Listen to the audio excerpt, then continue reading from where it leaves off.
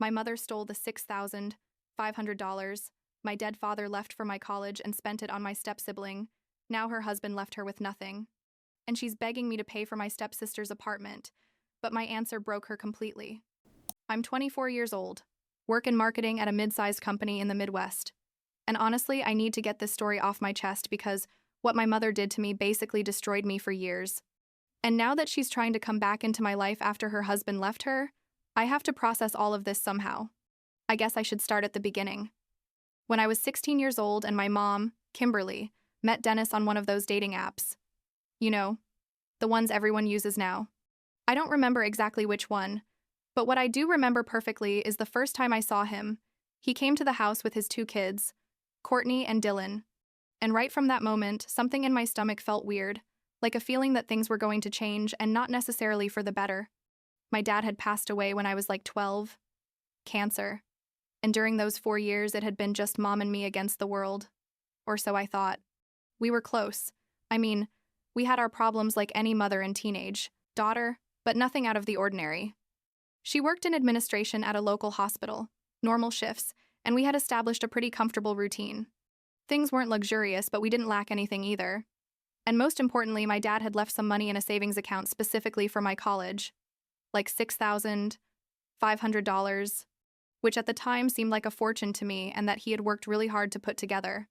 Mom always told me that money was sacred, that Dad had put it there to secure my future. And I believed her because back then, I still trusted her completely. But anyway, back to Dennis. The thing is, he and Mom moved super fast. Like seriously, they met in February, and by September, he was practically living with us with his two kids. Courtney was 15 at that time, and Dylan was like 13. I think. Dennis supposedly worked in construction, but honestly, I never saw him go to work consistently. There was always some excuse, like the weather, or there were no projects, or his back hurt. Looking back, I should have seen it coming. All the signs were there. But I was 16 and trying to be the understanding daughter who supported her mom's new happiness. You know what I mean? They got married less than a year after meeting. A small courthouse wedding. Nothing fancy. And by that point, I was already starting to feel like something was wrong. It wasn't anything specific at first, just little things. Like Mom started spending way more time with Courtney than with me, or when I asked for something, it was always, we can't afford it. But somehow Courtney always got what she wanted. I thought maybe I was being dramatic. You know, typical jealous teenager with the new family. So I tried not to make a scene and just tough it out until I left for college, which was my escape plan.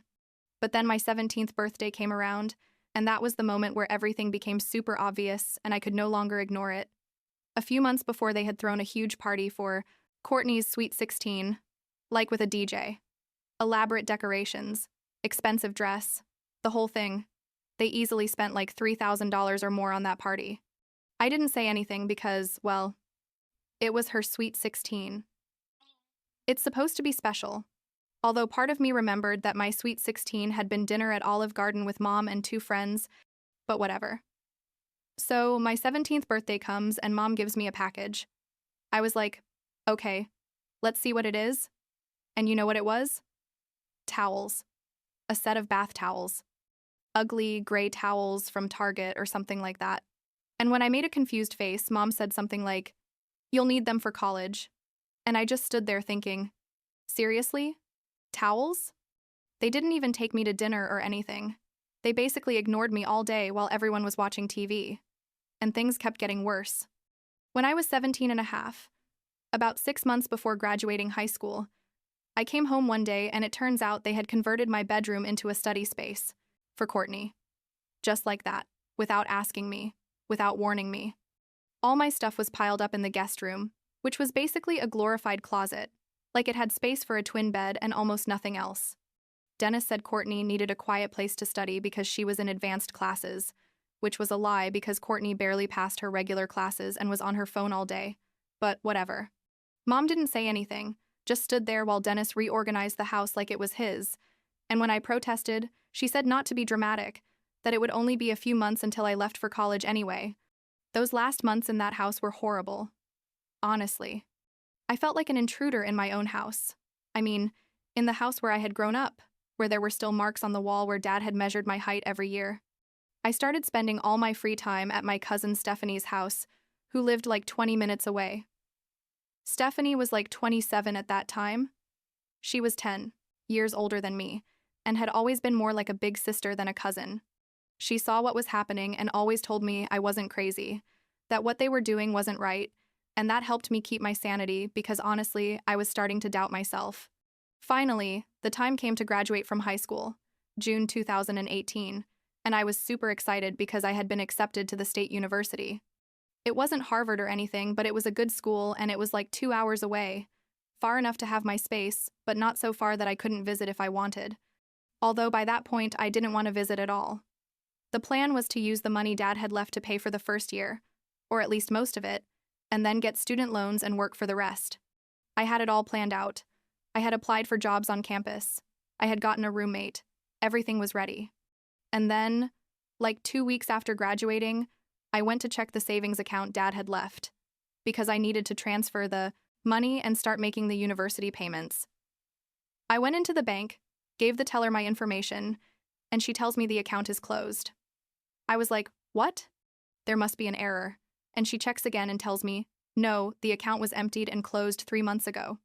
My heart literally stopped. I mean, I felt like someone had thrown a bucket of ice water on me.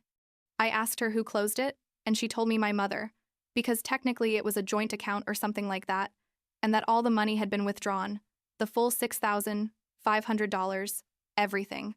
I drove home with my hands shaking so much I almost crashed like twice, and when I got there, Mom was in the kitchen making dinner like nothing. Dennis was in his recliner watching TV. The kids were who knows where, and I walked in and said to Mom, "Where's my college money?" She didn't even look at me at first, kept cutting vegetables or whatever she was doing, and then said all casual, "Oh yeah, I had to use that money," just like that, like she was telling me she had used my shampoo or something insignificant. I said, "What do you mean you had to use it?" "That money was for my college. Dad left it specifically for that." And she finally looked at me and said, "Well, Mia, we all have to make sacrifices in this family. We needed to pay for Courtney and Dylan's tuition and school supplies, their extracurricular classes, some debts we had. You know, family stuff." I couldn't believe what I was hearing. Like literally my brain couldn't process that this was really happening. I yelled at her. "But that was my money. Dad left it for me. How could you?" And Dennis chimed in from the living room without even getting up from his damn recliner and yelled for me to stop being so selfish, that in families everyone supports each other, that I was old enough to get loans or work. Mom nodded and said exactly that I could get student loans like everyone else, that it wasn't the end of the world, that I had to understand that now we had more expenses with the bigger family. I started crying. I couldn't help it. All the emotions exploded out of me at once, and I told Mom that was theft, that Dad would be devastated if he knew what she had done, and that apparently made her angry because she told me not to use my father against her, that she had made a difficult decision for everyone's good, and that if I didn't like it, well, I was an adult and could leave. Dennis even laughed when she said that, like a mocking little laugh. And in that moment, I knew I was never getting that money back, that it was lost forever, and that if I stayed there, they were going to keep using me.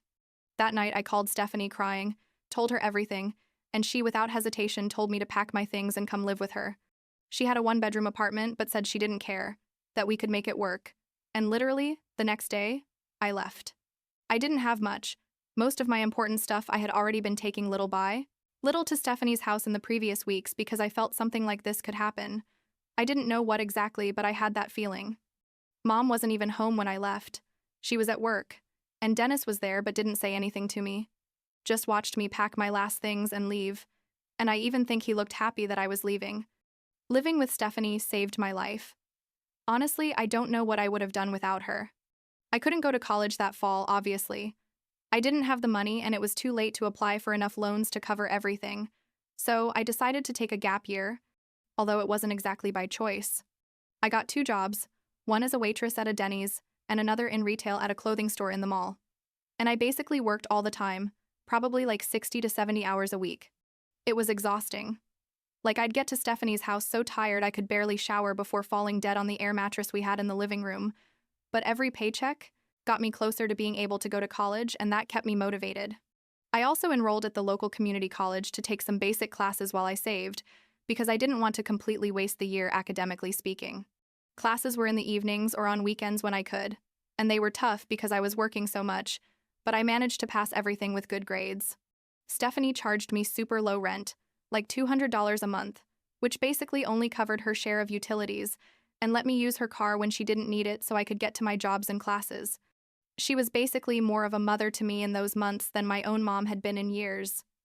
Mom tried to contact me a couple of times during that first year, but I completely ignored her. She sent me text messages saying I was overreacting, that family was important, that I needed to forgive and forget, but never, not once, did she apologize or admit that what she had done was wrong. After like 6 months, the messages stopped, and honestly, it was a relief. I didn't want to know anything about her or Dennis or those spoiled kids. When I was 20, after almost 2 years of working like crazy and saving every penny I could, I finally had enough money to transfer to the state university. I couldn't start as a traditional freshman, but I got in as a junior transfer thanks to the community college credits. So, technically, I only lost like a year. I moved into a shared apartment near campus with 2 roommates, Jenna and Lisa, who were super cool, and I finally felt like my life was taking the direction it was supposed to take from the beginning. I didn't have to work 70 hours a week anymore. I just had a part-time job at the campus tutoring center that paid decent and left me time to study. The next 2 years were probably the best of my life up to that point. I graduated in May 2022 with a degree in marketing and public relations, with a 3.7 gigapascals. Not bad, considering everything that had happened. I got a job at a marketing firm like 2 months after graduating, starting salary of $45,000 a year, which isn't a fortune, but for me it was incredible considering where I came from. I moved into my own studio, a small place but all mine, and for the first time in my life I felt like I had total control over my life, that no one could take anything from me because I had earned everything myself. During all this time, since I left at 18, I had no contact whatsoever with Mom, Dennis, or the stepkids. Stephanie kept me updated on some family gossip, because she still talked to my Uncle George, who talked to Mom occasionally. And I found out that basically things weren't going very well for them. Dennis still wasn't working consistently. Courtney had gone to a community college but dropped out after 1 semester. Dylan was barely passing high school. And Mom was still working at the hospital but was super stressed trying to support everyone financially. And part of me felt some satisfaction. Hearing that, I'm not going to lie, like a sense of karmic justice. But another part of me just felt sadness about how Mom had ruined our relationship for a man who was clearly a parasite. And then, in February of this year, 3 months before turning 25, I received a message from Mom completely out of the blue. It had been 6 years, without any real contact. And suddenly she appears with a long message saying she missed me, that she had been thinking about me, and that she needed to talk to me about something important. My first instinct was to ignore it, like block her immediately. But something made me read the whole message. I guess morbid curiosity or something. It turned out the important something was that she needed me to pay for Courtney's apartment rent, who apparently had moved out on her own and couldn't pay her expenses, and Mom wanted me to contribute between $1,000 and $1,500 a month to help her. I read that message like 3 times, because I couldn't believe it was real. I mean, was she joking? After stealing my college fund, after years of treating me like trash, after 6 years of silence, was she really asking me to pay for Courtney's expenses? The audacity was impressive, like you have to admire the level of delusion. I responded with a super short message that basically said no, that she had stolen almost $7,000 from me when I was 18 and that I wasn't going to give her a penny, and not to contact me again. Then I blocked her on everything. Phone, Facebook, Instagram, email, everything I could think of. But it didn't end there. Because like 2 days later, I get a call from a number I didn't recognize, and I was dumb enough to answer thinking it was from work or something. It was Dennis. I hadn't heard his voice in 6 years, and there he was, with that condescending tone he always used, telling me I was being immature and selfish, that Courtney really needed help and that, as her older sister, I should be willing to support her. I told him we weren't sisters, that we had never been sisters, that he had ruined the relationship I had with my mother, and that he could go to hell. And I hung up. I blocked that number too, but he kept calling from different numbers for like a week, leaving increasingly aggressive voicemails, until I finally threatened to go to the police for harassment, and then it stopped. Through Stephanie, I found out what was really happening, And the full story was even more ridiculous than I thought.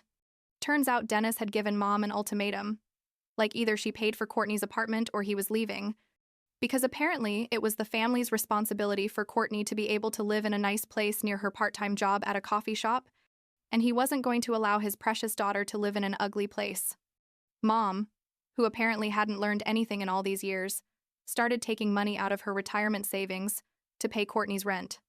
We're talking like $1,400 a month for a studio in an expensive area of the city, plus all of Courtney's expenses, because the girl didn't know how to manage her money at all. Dennis still wasn't working consistently, still getting comfortable on the couch all day, and basically, Mom was the only one with stable income supporting everyone. This continued for months. Mom depleting her savings little by little, probably super stressed but too proud or manipulated to admit she had made a mistake, until finally, in July, like 3 months ago, Dennis announced he was leaving. Just like that, one day he said he wasn't in love with Mom anymore, that he needed to find his true purpose in life. A bunch of ridiculous new age excuses, packed his things, took half of what was left of Mom's savings, took her car because the title was in both their names, and left. He didn't even take his kids. Dylan still lived at home, and Courtney obviously still needed everything paid for. He just left them there for Mom to take care of everything. And then, last week, Mom contacted me again. This time she managed to send me an email before I could block her. A long email where finally, she admitted she had made mistakes. She said Dennis had manipulated her for years, that she had been a fool, that she should never have taken my college money, that she should never have allowed them to treat me that way, that she was so sorry, and that she would understand if I never forgave her, but that she at least wanted to try to explain. Part of me wanted to ignore the email and move on with my life. But another part, the part that still remembered how we were before Dennis, the part that missed having a mom, that part wanted to at least listen to her. I told her we could meet at a public coffee shop, a neutral place where I could leave if things got bad. We met yesterday at a Starbucks near my work, and when I saw her walk in, I almost didn't recognize her. She looked older, tired, defeated, nothing like the confident woman I remembered from my childhood. We sat down and she immediately started crying, apologizing over and over, admitting she had been a terrible mother, that she had allowed Dennis to blind her and make horrible decisions, that she should never have prioritized her marriage over her own daughter, that stealing my college fund was unforgivable and that she had ruined my life. I told her yes, that she had ruined our relationship and that she had made my life way harder than it had to be, but that she hadn't completely ruined my life because I had found a way to get ahead anyway. Without her help, without Dad's money, completely on my own. I told her I didn't know if I could forgive her, that it was going to take time if it ever happened, and that I definitely wasn't going to have any kind of relationship with Courtney, Dylan, or Dennis if he showed up again. She nodded and said she understood, that she didn't expect immediate forgiveness or maybe ever, that she just wanted me to know she was deeply sorry. We talked for like an hour. She told me details about how Dennis had manipulated her, how he had made her feel like his kids were more important than me, how he had isolated her from her family and friends, and although part of me felt pity, another part thought that she had been an adult with choices and had chosen wrong over and over. I made it clear to her that if we were going to try to rebuild something, it had to be on my terms, on my time, and without pressure or expectations.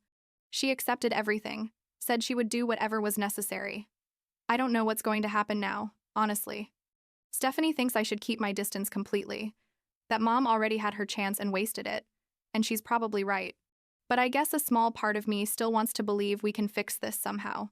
Not go back to what we were before because that's impossible, but maybe build something new. Or maybe I just need more time to process everything, and finally close that door forever. For now, I'm focusing on my life. My job is going well. I just got a raise to $52,000. I'm saving to buy my own car because I still use the one Stephanie sold me years ago. And I'm dating someone who's super nice and treats me well. My life is in a good place finally, built completely by myself, and no one can take that away from me. If Mom really wants to be part of my life again, she's going to have to earn it, and that's going to take a lot more than coffee and apologies. But that's her problem, not mine. I already did my part by surviving and thriving despite everything she did to me, and I'm proud of that.